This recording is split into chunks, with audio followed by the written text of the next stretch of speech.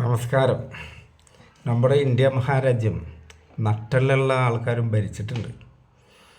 അത് പറയാനാണ് ഇപ്പോൾ ഞാൻ ഈ വീഡിയോയിൽ വന്നത്. നിങ്ങളത് പൂർണ്ണമായിട്ടും കേൾക്കണം, എന്നാലേ കുറച്ച് ചരിത്രങ്ങൾ നിങ്ങൾക്ക് മനസ്സിലാവുള്ളൂ. സംഭവം നടക്കുന്നത് 1971, അതായത് കിഴക്കൻ പാകിസ്ഥാൻ, ഇപ്പോഴത്തെ ബംഗ്ലാദേശ്, അതുപോലെ പടിഞ്ഞാറൻ പാകിസ്ഥാൻ, ഇപ്പോൾ നമ്മുടെ ശത്രുവായിട്ട് നിൽക്കുന്ന ഒറിജിനൽ പാകിസ്ഥാൻ. ഇത് രണ്ടും ഒരു രാജ്യമായിരുന്നു. അപ്പോൾ ഈ ബംഗ്ലാദേശിനൊന്ന് കിഴക്കൻ പാകിസ്ഥാൻ എന്ന് പറയും. അപ്പോൾ അവിടെയാണ് ഈ ചണം കയറ്റുമതി അങ്ങനത്തെ കാര്യങ്ങളൊക്കെ ഉള്ളത്. വരുമാനം ഉണ്ടാക്കുന്നത് അവരാണ്. അവിടെ ബംഗാളിയാണ് സംസാരിക്കുന്നത്. മറ്റേ പടിഞ്ഞാറൻ പാകിസ്ഥാനിൽ ഉറുദുവാണ് സംസാരിക്കുന്നത്. അപ്പോൾ അവിടെയാണ് ഭരണകേന്ദ്രം. ഇവരെ ഒരു കാര്യത്തിനും അടുപ്പിക്കില്ല, ഇപ്പോൾ ഈ പ്രാതിനിധ്യങ്ങൾ കൊടുക്കില്ല. അങ്ങനെയൊക്കെ ആയപ്പോൾ ഇവർക്ക് മുറുമുറുപ്പുണ്ടായി. അങ്ങനെ ഇതൊരു സ്വതന്ത്ര രാഷ്ട്രമായിട്ട് വേറിടണമെന്ന് വിചാരിച്ചാൽ അവർ മുക്തി ബാഹിനി എന്ന് പറഞ്ഞൊരു സംഘടനയൊക്കെ ഉണ്ടാക്കിയിട്ട് ഇവർ ഗറില്ല യുദ്ധമുറകളൊക്കെ ആരംഭിച്ചു. ഈ ഗറില്ല യുദ്ധം ചെയ്യുന്നത് ആരൊക്കെ? സ്റ്റുഡൻസ്, സൈന്യത്തിലുള്ള ആൾക്കാർ, യുവാക്കൾ, എല്ലാവരും ഉണ്ട് ഇതിൽ. നല്ല ഹൈ എഡ്യൂക്കേറ്റഡ് ആൾക്കാരൊക്കെ ഉണ്ട്. പക്ഷേ ഇത് സൈനികമായിട്ട് അടിച്ചമർത്തുകയാണ് പടിഞ്ഞാറൻ പാകിസ്ഥാൻ ചെയ്തുകൊണ്ടിരുന്നത്. അങ്ങനെ 1970 ബോല എന്ന് പറഞ്ഞൊരു ചുഴലിക്കാറ്റ് വന്നടിച്ച് കഴിഞ്ഞ് ഒരുപാട് നാശനഷ്ടങ്ങൾ ഇപ്പോഴത്തെ ഈ ബംഗ്ലാദേശിലുണ്ട്. പക്ഷേ അവർക്ക് ചെറിയ നക്കാപ്പിച്ചൊക്കെ കൊടുത്ത് ബാക്കിയുള്ളതൊക്കെ മറ്റൊരു എടുത്തു. എന്ത് കാര്യത്തിനും അവഗണന, അവിടുത്തെ ഫണ്ടൊക്കെ അവരെടുക്കും. ഇങ്ങനെ ഈ അടിച്ചമർത്തൽ ഓവറായപ്പോൾ ലക്ഷക്കണക്കിന് കിഴക്കൻ പാകിസ്ഥാൻ ജനങ്ങൾ ഇന്ത്യയിലേക്ക് പലായനം ചെയ്യൽ തുടങ്ങി. അഭയാർത്ഥി പ്രവാഹം. അന്നൊക്കെ ഞാൻ ചെറുതാണ്, അന്ന് ഒരു 4ലൊക്കെ പഠിക്കണ ഒരു പ്രായമാണ് തോന്നണം. അന്ന് ഒരു ഇല്ലൻ്റ് നമ്മൾ കത്ത് വിടണമെങ്കിൽ, അന്ന് ലെറ്ററാണല്ലോ, മൊബൈൽ അങ്ങനത്തെ ഒന്നുമില്ലല്ലോ. ഒരു ഇല്ലൻ്റ് അതുപോലെ 5 പൈസേൻ്റെ എന്തോ ഒരു റെഫ്യൂജ് സ്റ്റാമ്പ് എക്സ്ട്രാ ഒട്ടിക്കണം. ഈ സ്റ്റാമ്പിൻ്റെ പൈസ ശരിക്കും ഈ അഭയാർത്ഥികളുടെ ചിലവിന് വേണ്ടിയിട്ടാണ് എടുക്കുന്നത്. അങ്ങനെ ലക്ഷക്കണക്കിന് അഭയാർത്ഥികൾ രാവും പകലും ഇല്ലാണ്ട് ഇന്ത്യയിലേക്ക് ഇങ്ങനെ പ്രവാഹമായിട്ട് വന്നുകൊണ്ടിരിക്കുമ്പോൾ ഇന്ത്യ ഇതിൽ ഇടപെട്ട് നിങ്ങൾ ഈ അടിച്ചമർത്തലൊക്കെ ഒന്ന് ഒഴിവാക്കി, കോംപ്രമൈസ് ആകെ. പാകിസ്ഥാൻ ഒരു നിലക്കും സെറ്റാവില്ല. അന്ന് ഇന്ദിരാഗാന്ധിയാണ് ഇന്ത്യ ഭരിക്കുന്നത്. ഇന്ദിരാഗാന്ധി എന്ത് ചെയ്ത് പാകിസ്ഥാനെ അറ്റാക്ക് ചെയ്യാൻ തീരുമാനം എടുക്കണം. നമ്മുടെ സർവ്വ കരസേനേൻ്റെ മേധാവി മനേക് ഷാ ഇവരൊക്കെ ഉണ്ടായിരുന്നു. സക്സേന, അത് രണ്ടാളും മാറിപ്പോയി, ഏതോ ഒരു വ്യക്തി. സക്സേന, അതാരോയിക്കോട്ടെ. അപ്പോൾ ഈ യുദ്ധം സ്റ്റാർട്ടായി കഴിഞ്ഞപ്പോഴേക്കും പാകിസ്ഥാന് നല്ല അടി കൊടുക്കണം നമ്മൾ. അവരുടെ കറാച്ചി തുറമുഖമൊക്കെ നേവിയിലെ ചുണക്കുട്ടന്മാർ പോയി തൂഫാനാക്കി.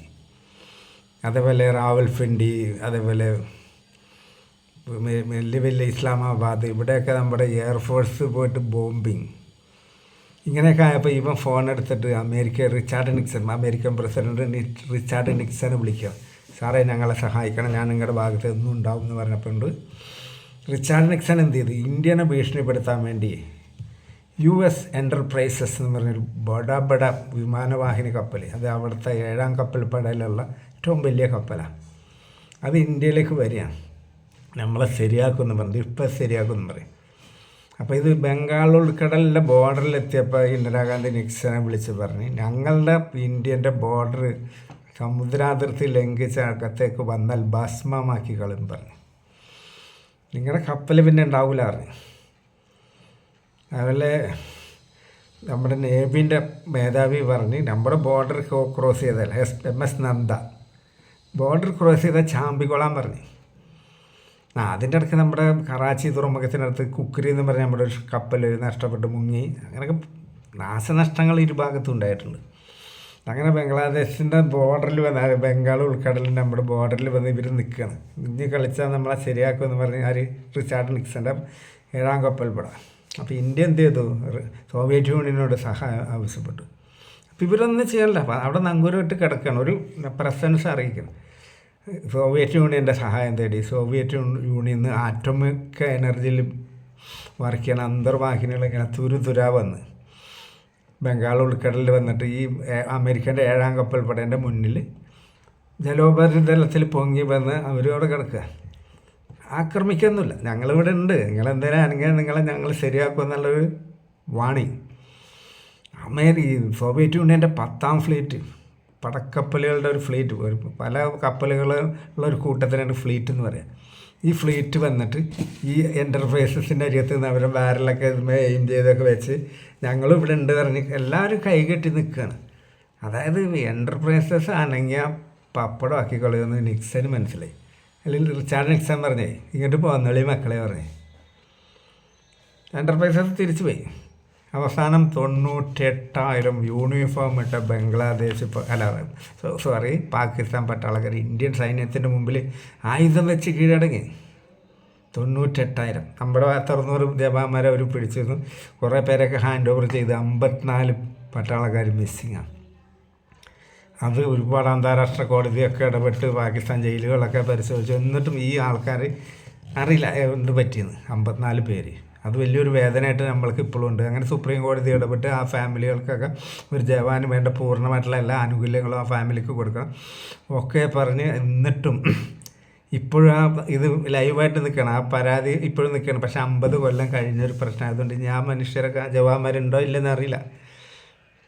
അന്നൊക്കെ ഇന്ത്യയുടെ ഗഡ്സ് അതായിരുന്നു. അങ്ങനെ ആ സംഭവം അവിടെ കഴിഞ്ഞ് ഒപ്പിട്ടു എല്ലാം കഴിഞ്ഞ് ലാസ്റ്റ് എന്തായി?